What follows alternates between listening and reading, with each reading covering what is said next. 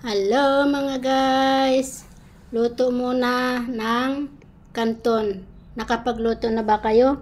Ako ito. Ang aking menu. Kanton.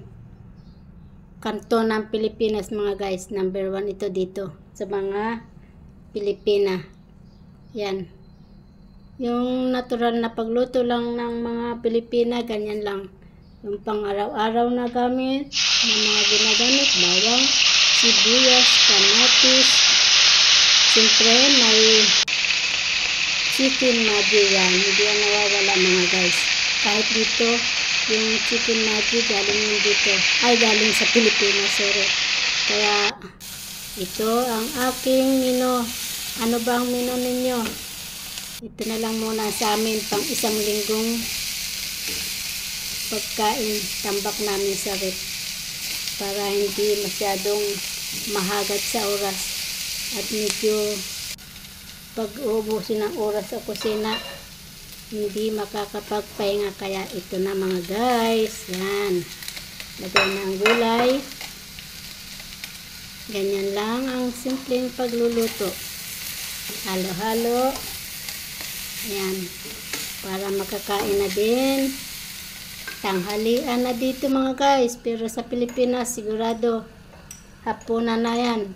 Kaya yung mga naghahapunan, enjoy. Ito na mga guys, malapit na yan. Asin, paminta,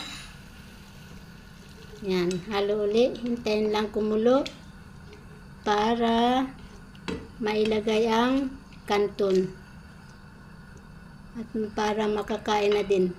Super gutom na. Ayan mga guys, kulong-kulo na siya. Pwede na yan, malapit nang maluto.